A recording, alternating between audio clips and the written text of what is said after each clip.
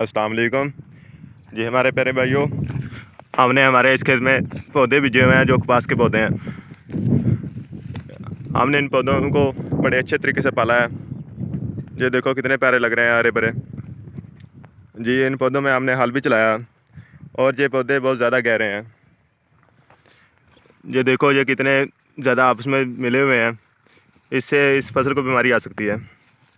इसलिए हम इसको इस तरह अलग-अलग कर रहे हैं कि हर पौधा अलग-अलग हो।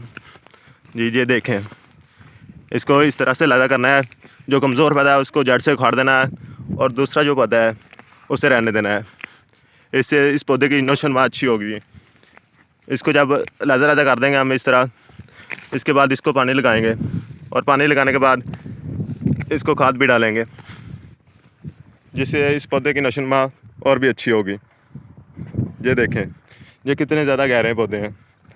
अब मैं इस तरह इनको एक एक करके उखाड़ रहा हूँ। ये देखें,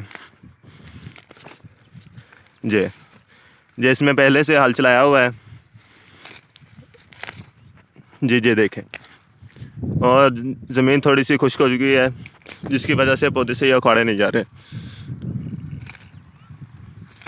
जी देखें आप,